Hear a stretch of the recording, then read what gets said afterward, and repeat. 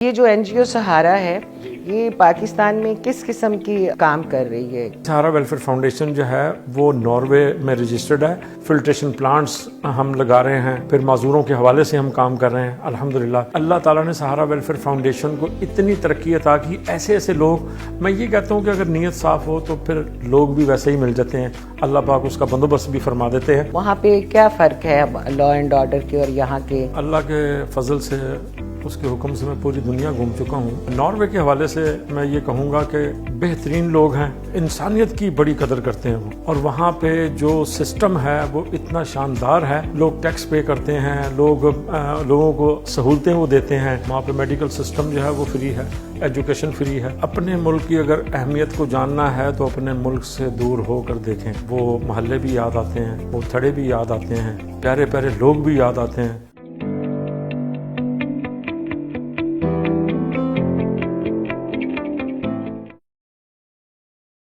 بسم اللہ الرحمن الرحیم. اللہ پاک کا حکم ہے, فرمان الہی ہے کہ تم میں سے بہترین لوگ وہ ہیں جن کے سینوں میں قرآن محفوظ ہیں, جو اس کو پڑھتے ہیں اور اس کی تعلیم دوسروں تک پہنچاتے ہیں. اور اسی سلسلے میں جو آج پروگرام کے دا ریویوز کے گیسٹ ہیں وہ چیئرمین سہارا ویلفیئر فاؤنڈیشن ناروے ہیں, حافظ محمد اسلم حق. السلام علیکم سر. وعلیکم السلام ورحمۃ اللہ وبرکاتہ. جی حافظ صاحب کیسے ہیں آپ؟ اللہ کا شکر ہے, اللہ کا بڑا انعام ہے, اس کی مہربانی ہے. حافظ صاحب آپ نے قرآن حفظ کیا ماشاءاللہ, اور اس کے بعد آپ ناروے چلے گئے. جی جی. ناروے میں آپ نے اپنی زندگی کا بہت بڑا حصہ 30 سال گزارے ہیں. جب آپ یہاں آتے ہیں اور ناروے رہتے ہیں تو کیا فرق محسوس کرتے ہیں کہ وہاں پہ بھی کلچر ایسا ہی ہے جیسا کہ پاکستان میں ہے؟ جی, سب سے پہلی بات تو یہ ہے کہ میں آپ کا شکریہ ادا کرتا ہوں جسٹ چینل کا, کہ جن کی طرف سے مدعو کیا گیا اور ماشاءاللہ یہ بڑا پاپولر ہو چکا ہے. یہ چینل بے شمار دنیا دیکھ رہی ہے اس کو, تو میں شکریہ ادا کرتا ہوں. اور الحمدللہ مجھے 30 سال کا عرصہ ہوا ہے ناروے میں. ظاہری سی بات ہے کہ ہمارا ملک ترقی یافتہ نہیں ہے, وہ ترقی یافتہ ہے, یہ ترقی پذیر ہے.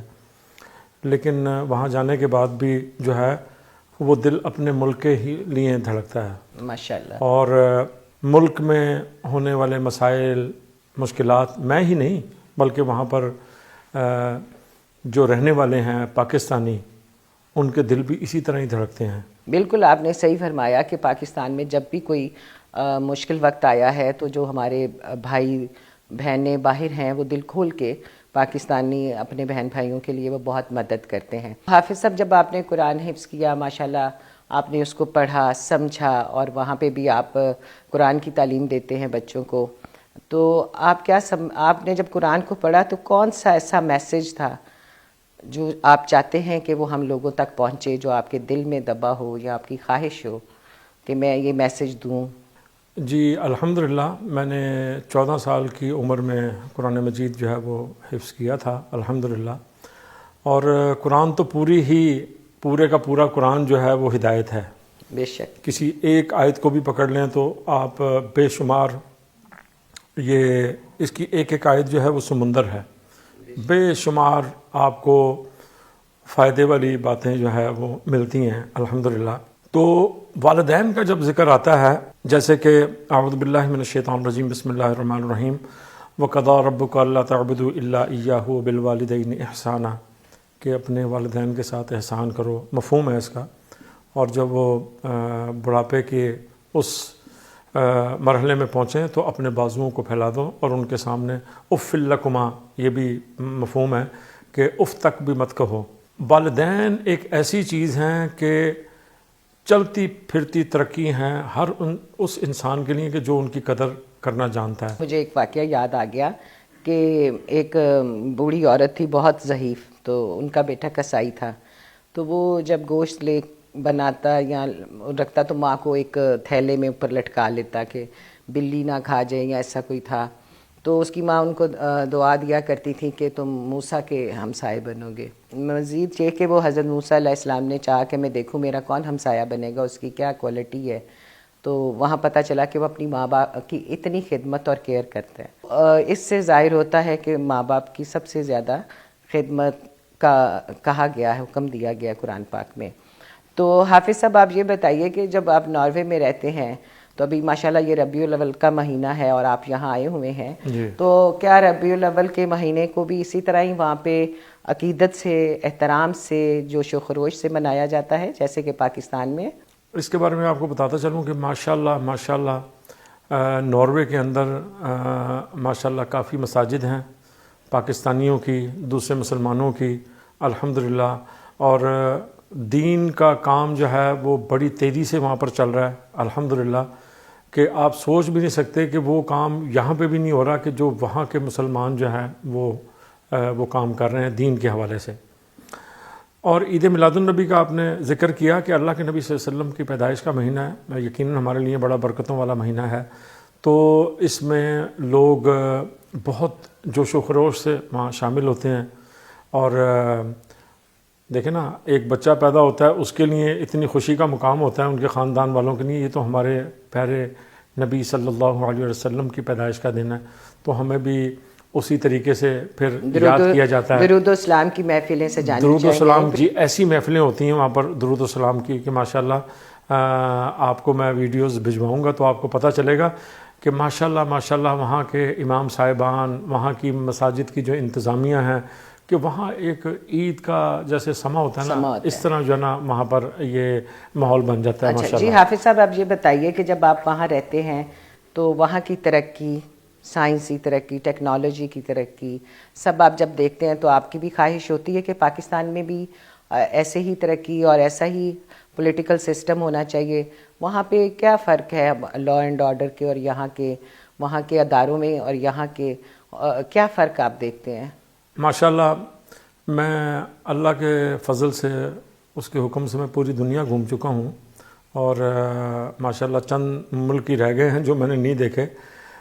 ناروے کے حوالے سے میں یہ کہوں گا کہ بہترین لوگ ہیں وہاں کا. جو جیسے لوگ وہاں پیدا ہوئے ہیں، جیسے ان کا کلچر ہے وہ تو ان کا کلچر ہے، لیکن یہ ہے کہ انسانیت کی بڑی قدر کرتے ہیں وہ. اور وہاں پہ جو سسٹم ہے وہ اتنا شاندار ہے کہ وہ سسٹم بنا ہوا تھا، اسی سسٹم کے اندر جب لوگ چلتے ہیں تو ان کو آسانی ہوتی ہے. لوگ ٹیکس پے کرتے ہیں، لوگوں کو سہولتیں وہ دیتے ہیں، اور اتنے دیانتدار، ایماندار تو نہیں میں کہوں گا کیونکہ ایمان تو مومنین مومنات کے لیے ہیں، دیانتدار وہ اتنے ہیں کہ وہ کسی کی مشکل ان کو پتہ چل جائے تو وہ اپنے قانون کے مطابق جو ہے نا اس کی ہیلپ کرتے ہیں اور اس کو اس مشکل سے نکالتے ہیں. وہاں پہ میڈیکل سسٹم جو ہے وہ فری ہے، ایجوکیشن فری ہے. وہاں پر یہ جو بڑے بڑے جو لوگ علاج کرتے ہیں جن کے لاکھوں خرچ ہو جاتے ہیں، وہاں ایک پیسہ نہیں لگتا. دیکھیں نا، پینشن بھی پوری ملتی ہے جب آدمی اپنی جاب سے فارغ ہو جاتا ہے تو ان کو باقاعدہ پینشن تو یہاں بھی ملتی ہے سرکاری ملازموں وہ کو. ایک ایسی پینشن ہوتی ہے کہ انسان بڑے آرام سے اپنی زندگی گزار لے. اور پھر یہ ہے کہ جب وہ اس ملک کا باشندہ ہو گیا تو اس کو تمام تر وہ سہولیات جو ہے وہ فراہم کرتے ہیں جو کہ وہاں کا قانون ہے. جی ویورز، آپ نے حافظ صاحب کی زندگی کا ایک پہلو دیکھا جو انہوں نے بہت زیادہ ناروے میں گزارا، اور وہ وہاں پہ سمجھتے ہیں کہ لا اینڈ آرڈر کا وہاں پہ انفورسمنٹ ہے، امپلیمنٹ ہے. حافظ صاحب کا دوسری زندگی کا پہلو یہ ہے کہ یہ بہت درد مند دل رکھتے ہیں، اور یہ ناروے میں رہتے ہوئے بھی جب پاکستان آتے تو ان کو تکلیف ہوتی جب یہ لوگوں کو اتنے دکھ غم برداشت کرتے ہوئے دیکھتے، سہولتیں نہ ہونی، پانی کا صاف نہ ہونا، بہت سارے مسئلے مسائل، دوائیوں کا نہ پہنچنا. اور انہوں نے اسی لیے وہاں پہ ایک سہارا NGO بنائی جو ان جیسے بہت سارے لوگوں نے جو ان کے ساتھ کام کر رہے ہیں، تو ہم اس کے بارے میں بات کرتے ہیں. تو جی حافظ صاحب آپ بتائیے کہ اس طرف آپ کیسے آئے؟ جی سب سے مین بات یہ ہے کہ ہمیں اپنے والدین سے یہ ایک تربیت ملی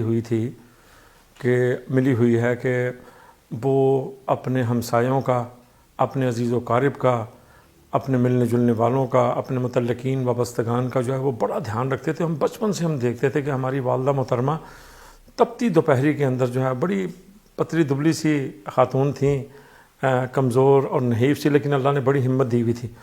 تو ہمارے خاندان کے اکثر لوگ کہتے ہیں کہ آپا جو ہیں وہ ہمیں کھانے کے لیے یعنی اتنی اچھی اچھی چیزیں بنا کے دیا کرتی تھیں، اور وہ دوپہر میں ہی جب ہم سوئے ہوئے ہوتے تھے وہ دوپہر میں ہی جا کے وہ عزیز و قارب کو ملنے کے نہیں جاتی، کوئی بیمار ہے، کوئی کسی کے یہاں تعزیت کرنی ہے، کوئی فوت ہوا ہے، وہاں کوئی بیمار ہے، وہاں کوئی چیز لے گئے، گھر سے بنا کے کوئی چیز لے گئے. تو یہ ہم بچپن سے دیکھتے چلے آ رہے تھے. تو جب میں ناروے گیا ہوں، وہاں جانے کے بعد جب میں اپنے ملک میں واپس آتا تھا تو مجھے بڑا افسوس ہوتا تھا کہ دیکھیں اللہ رب العزت نے ہمیں کتنے شاندار بستر، کیسے لباس، کیسی خوراک، کیسی آسائشیں، کیسی یعنی ہمیں سواریاں، کیسے مکانات ہمیں دے دیے. تو اس میں ہمارے ان بہن بھائیوں کا بھی حصہ ہے. تو اللہ کے نبی صلی اللہ علیہ وسلم نے فرمایا کہ سب سے پہلے اپنے عزیز و قارب میں پہلے اپنے کنبے کو دیکھو، پھر اپنے عزیز و قارب کو دیکھو. اول خویش بعد درویش، کہ پہلے اپنے رشتہ داروں میں دیکھیں، بہن بھائیوں میں دیکھیں، پھر ان میں دیکھیں کہ زکوٰۃ کس کو لگتی ہے، صدقہ کس کو لگتا ہے، پھر اپنے ہمسایوں میں، پھر مسافروں میں، ہر ایک کا اللہ پاک نے حصہ مقرر کیا ہوا ہے. وہ لوگ اتنا ان کا دل دھڑکتا ہے. اور آپ یہ دیکھیں کہ یعنی میں پچھلے مہینے گیا تھا اور پھر میں 1 مہینے کے بعد یہاں واپس آ گیا ہوں.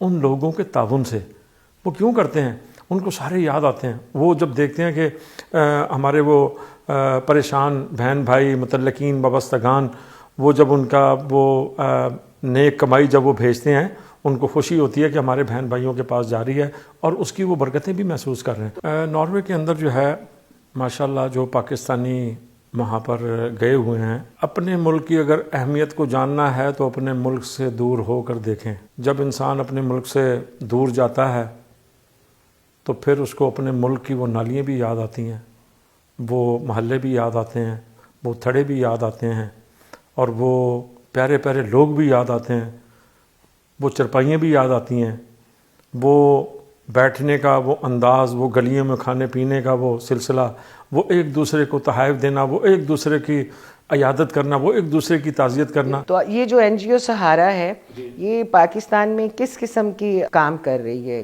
کس نوعیت کے کام ہیں؟ سہارا ویلفیئر فاؤنڈیشن جو ہے وہ 2.5 سال پہلے جو ہے وہ رجسٹرڈ ہوئی تھی ناروے میں. کئی لوگ سمجھتے ہیں کہ یہ سہارا پاکستان نہیں، کیونکہ سہارا ہم نام ہی نہیں رکھ سکتے تھے کہ اگر ہاں جی ہمارے تو ابرار صاحب کی بھی جی ہاں جی ہاں ہماری سہارا ویلفیئر فاؤنڈیشن جو ہے وہ ناروے میں رجسٹرڈ ہے. ہم ناروے سے وہ امداد لے کر آتے ہیں اور پاکستان میں ہم خرچ کرتے ہیں. تو یہ ساری چیزیں جو ہیں یعنی یہاں پر جو کام ہو رہے ہیں یعنی ویلفیئر کے حوالے سے فلٹریشن پلانٹس ہم لگا رہے ہیں.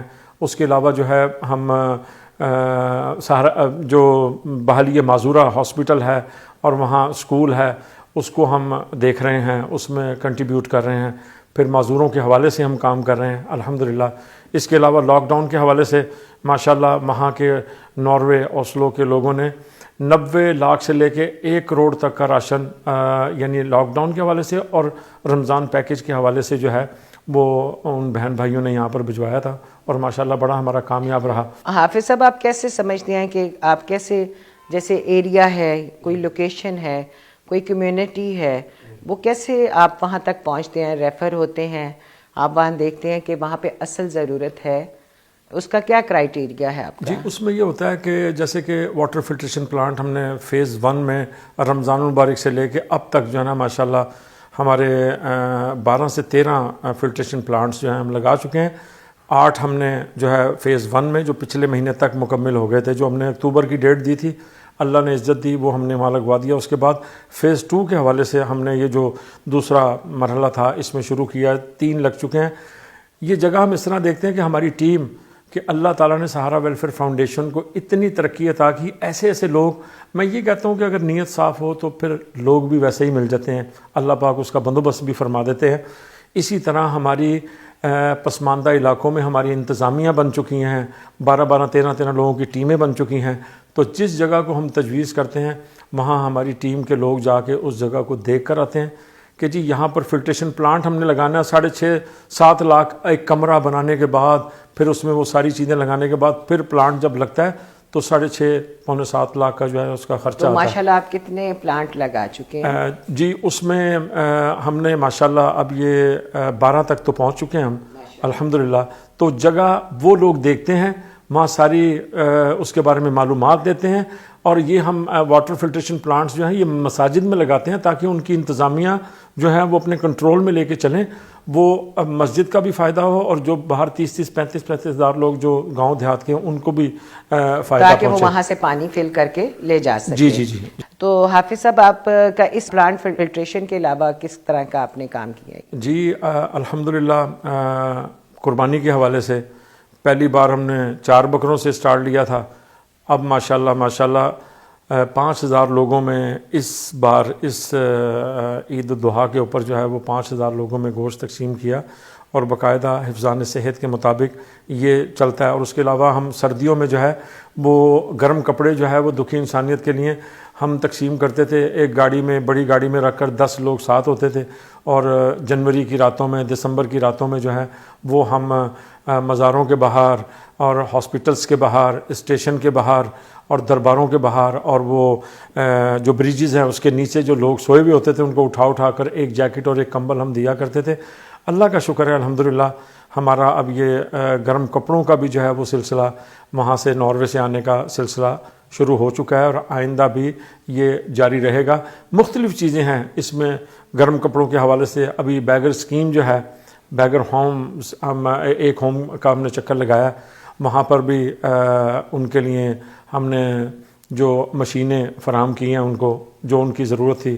اور اس کے علاوہ تھرپارکر پبلک سکول ہمارا وہاں پر چل رہا ہے تھرپارکر سندھ میں, Tharparkar maternity home, Tharparkar vocational programme. یعنی مطلب کہ آپ بچوں کو ووکیشنل پروگرام کے تحت برسر روزگار کوئی ہنر دینا چاہتے ہیں. جی جی, یہ بہت اچھی بات ہے ویورز, کیونکہ بہت سارے حکمران جب حکومت میں آتے ہیں تو وہ لوگوں کی مدد کے لیے مختلف سکیمیں نکالتے ہیں. کسی کو 1,000 روپیہ مہینہ لگا دیا, کوئی ایسے چیریٹی دیتی. تو میرا اپنا ذاتی خیال ہے کہ ان چھوٹی چھوٹی چیریٹی سے بہتر ہے کہ ہم اپنی نوجوان نسل کو, اپنے معاشرے کو, اپنی عورتوں کو, اپنے بچوں کو معاشی طور پہ سٹرونگ کریں. اب ایجوکیشن بہت ضروری ہے لیکن ہر بندہ افسر نہیں لگ سکتا, ہنر مند کبھی بھوکا نہیں مرتا. تو ہمیں تعلیم کے ساتھ ساتھ بچوں کو ہنر مندی کی طرف بھی راغب کرنا چاہیے. اور حافظ صاحب نے بڑی اچھی بات کی کہ ووکیشنل انسٹیٹیوٹ ہماری ضرورت ہے کہ ہم بچوں کو اپنے قدم پہ کھڑا ہونا سکھا سکیں. الحمدللہ ابھی پچھلے مہینوں میں ہم نے یہ لاہور بورڈ میں 30ری پوزیشن حاصل کرنے والی ہماری ایک بیٹی ہیں, وہ گائے کا دودھ دھو کر جو ہے اپنی والدہ کی مدد کر کے, تو انہوں نے بڑی غربت کے عالم میں اتنی بڑی پوزیشن حاصل کی. ہم نے ان کا ذمہ لیا. اور اس کے علاوہ جو ہے بے شمار گھرانوں میں جو ہے مہینے کا راشن فکس ہے. سہارا ویلفیئر ماہانہ راشن کارڈ تقسیم کیے جاتے ہیں, اور وہ ان لوگوں کو دیے جاتے ہیں, ان بیواؤں کو دیے جاتے ہیں جو مستحقین میں سے ہیں. تو جزاک اللہ کہ آپ ماشاءاللہ اتنا. شادیوں کا بھی سلسلہ ہمارا, ہم شادیاں بھی کروا رہے ہیں, شادیاں کروائیں بھی ہیں بچیوں کی. بہت ساری چیزیں ہم نہیں دکھاتے کیونکہ ہم وہاں اجازت لے لیتے ہیں کہ ہم ان چیزوں کو دکھائیں یا نہیں چینلز کے اوپر یا اپنی فیس بک کے اوپر. تو کچھ چیزیں ہماری چھپی بھی چل رہی ہیں, اس میں ہمارے بے شمار کام ہے. سہارا ویلفیئر فاؤنڈیشن نے سہارا روٹی گھر جو ہے وہ قائم کیا ہوا ہے یہاں مزنگ میں. اس کے علاوہ ماشاءاللہ پچھلے مہینے میں ہم نے جو قیدی تھے جو اپنی جرمانے کی وجہ سے اپنی میعاد پوری کر رہے تھے, 6-7 سال ابھی لگنے تھے, ان کو ہم نے جو ہے وہ رہا کروایا سہارا ویلفیئر فاؤنڈیشن نے. اللہ تعالیٰ کا بھی فرمان ہے کہ ان کا پسندیدہ, اللہ تعالیٰ کو جو سب سے زیادہ پسند ہے وہ بھوکے کو کھانا کھلانا اور کپڑے پہنانا ہے. تو ان کی NGO سہارا یہ کام ماشاءاللہ کر رہی ہے, جزاک اللہ. اور ان کا ویورز میں بتاؤں کہ اس وقت انٹرویو دینا یا کچھ ایسے آنا میڈیا پہ وہ ان کی نمود و نمائش نہیں ہے, کیونکہ یہ ناروے سے آتے ہیں اور وہاں پہ جو لوگ ان کو فنڈنگ کرتے ہیں یہ ان کو بتانا چاہتے ہیں کہ ان کا پیسہ صحیح جگہ پہ لگ رہا ہے. حافظ صاحب آپ کوئی اس پروگرام کے ذریعے کوئی کیا ترغیب دینا چاہتے ہیں, کیونکہ اللہ تعالیٰ نے کہا ہے کہ چھپ کے امداد کرے لیکن تحریک بھی ہونی چاہیے. جی اس کے لیے ہم نے پھر ہماری ایک بہن ہے فرح ہاشمی صاحبہ, ان کے شوہر ہیں عدیل صاحب, انہوں نے ہماری بڑی رہنمائی کی. میں ان کا بڑا ممنون ہوں آپ کے چینل کی وساطت سے کہ پھر ہم نے ان قیدیوں کو رہا کروایا وہاں سے, اور اس کے بعد جو ہے وہاں 100 بچوں کو قصور جیل میں جو ہے وہ ان کو جرسیاں ہم نے دیں، ان کے پڑھائی کی، سلائی کڑھائی کی مشینیں لڑکیوں کے لیے دیں، بیوٹی پارلر کا اچھی کوانٹٹی میں ہم نے سامان، وہ جو وہاں اندر خواتین جو جیل میں قید کاٹ رہی ہیں ان کو سکھانے کے لیے وہ سامان فراہم کیا، اور ماشاءاللہ انہوں نے ہمیں سرٹیفکیٹ بھی دیا وہاں سے. تو ہم یہ ساری چیزیں جو ہے نا ساتھ لے کر چل رہے ہیں، اور اس میں سہارا ویلفیئر فاؤنڈیشن ناروے کی پوری ٹیم کا ہاتھ ہے. میری پوری ٹیم، میرے رائٹ اور لیفٹ بازو جو ہیں وہ بڑے زبردست میری بیٹی ہیں، بیٹے، بہن، بھائی، اور یہاں پاکستان کی ٹیم کا بہت بڑا ہاتھ ہے. میں ان کا بھی شکریہ ادا کروں گا کہ انہوں نے اس کام کے لیے جو ہے میری بڑی مدد کی ہے. سہارا ویلفیئر فاؤنڈیشن کو مل کر چلایا جا رہا ہے. تو یہ سلسلہ جاری اور ساری رہے گا جب تک ہماری زندگی ہے انشاءاللہ تعالی. تو میں یہ بتانا چاہتا ہوں کہ اگر ایک کامیاب زندگی گزارنی ہے، سکون، امن، چین والی، تو ایک چیز آپ کو میں بتا دوں کہ یہ شارٹ حروف کے اندر کہ اللہ کی عبادت کے بعد اپنی نماز قائم کریں، اللہ کی عبادت کے بعد اللہ کے نبی صلی اللہ علیہ وسلم پر درود اور سلام بھیجیں، آقا صلی اللہ علیہ وسلم کی امت کی خیر کے لیے دعائیں مانگیں کہ اللہم اغفر لی امت محمد صلی اللہ علیہ وسلم، مرحومین کے لیے دعا کریں، اور اپنے والدین کا اتنا احترام کریں، اتنا احترام کریں کہ جیسے قرآن میں حکم آیا ہے کہ وَقَضَىٰ رَبُّكَ أَلَّا تَعْبُدُوا إِلَّا إِيَّاهُ وَبِالْوَالِدَيْنِ إِحْسَانًا. تو میں اپنی نوجوان نسل سے، اور وہ لوگ جن کو پتہ ہی نہیں ہے کہ والدین کی عظمت جو ہے وہ کیا چیز ہے، میری کامیابی کا جو راز ہے میں ہمیشہ یہ ذکر کرتا ہوں اور میں یہ بانٹتا ہوں کہ شاید میری بات کسی کو سمجھ آ جائے اور وہ اس عمل کو لے کے چل پڑے، تو اس کو پھر جو فائدہ اللہ پاک دیں گے وہ سوچ بھی نہیں سکتا. کہ میری والدہ محترمہ جو ہیں وہ طواف کے مقام پر، جب طواف کے مقام پر میں نے ان سے کہا کہ آپ میرے کندھے پہ بیٹھ جائیں امی، تو وہ انکار کرتی رہی مجھے، میں نے نہیں بیٹھنا اور مجھے شرم آ رہی ہے. تو میں نے کہا امی بیت اللہ سامنے ہے تو کوئی نشانی لگ جائے گی، بن جائے گی تو میری زندگی بن جائے گی، میری آخرت سنور جائے گی. تو وہ بیٹھ گئیں. تو میں ان کو تینوں دعائیں میں نے کہیں کہ آپ نے یہ طواف میں یہ پڑھنی ہے، وہ بیٹھ گئیں. چوتھی دعا وہ یہ مانگتی تھی، اللہ میرے بچے کو بار بار اپنے گھر کا طواف کرنے کی توفیق دینا، میرے بچے کو بار بار گنبد خضرا کی حاضری نصیب کرنا. تو یہ میں آپ کو بتانا چاہتا ہوں کہ اپنے والدین کے قدموں سے لپٹ جاؤ، کیونکہ جب حضرت موسیٰ علیہ السلام کی والدہ محترمہ انتقال کر گئی تھیں تو اللہ رب العزت نے حضرت موسیٰ علیہ السلام کو فرمایا تھا کہ اب موسیٰ سنبھل گیا نا، کہ کبھی کسی نے آپ کے ساتھ برا کیا ہو تو اس کا برا نہ سوچنا، اس کے لیے دعا کرنا، اور اس کو کبھی بھی برائی کا جواب برائی سے مت دینا، یہ اس میں بڑا نقصان ہے. اس کے لیے دعائے خیر کرنا، اللہ اس کی آپ کو جزائے خیر عطا فرمائے. آپ نے خواتین کا جو سوال کیا جی جی، بڑا احترام ہے وہاں پر، اتنا احترام ہے خواتین کا کہ وہاں رات کو 3 بجے اگر ایک عورت یا بچی اکیلی چلی جائے نا، وہ اکیلی جا کے واپس آ جائے گی، اس کو نہ کوئی دیکھنے والا ہے، نہ کوئی ایسی بات کرنے والا ہے. یہ ذرا بتائیے کہ ناروے اتنا اچھا موسم، اتنا اچھا سسٹم زندگی کا، اور آپ جون، جولائی، اگست کے مہینے جس میں اے سی سے انسان باہر نہیں نکلنا چاہتا، اور آپ اپنے جسم کو، اپنے آپ کو پاکستان کی گرمی اور یہاں کے موسم میں لے کے آتے ہیں. جو بھی کوئی اس کی حیثیت ہے یا نہیں ہے، وہ اپنے دل میں اللہ پاک سے یہ دعا مانگ لے کہ اے باری تعالیٰ مجھے تو دکھی انسانیت کی خدمت کرنے کی توفیق دے، چاہے وہ 1 کراؤن ہی کیوں نہ ہو. آپ وہ 1 کراؤن جو ہے وہ خرچ کر کے دیکھیں، جو آپ نے دل و جان کے ساتھ اللہ اور اس کے نبی کی خاطر وہ آپ نے وہ اپنا 1 کراؤن دیا ہے، اور ان چھوٹی چھوٹی نیکیوں کو آپ کرتے جائیں اللہ اور اس کے نبی کے لیے، اور یہ سمجھیں کہ میری قبر سنور جائے، میری آخرت سنور جائے.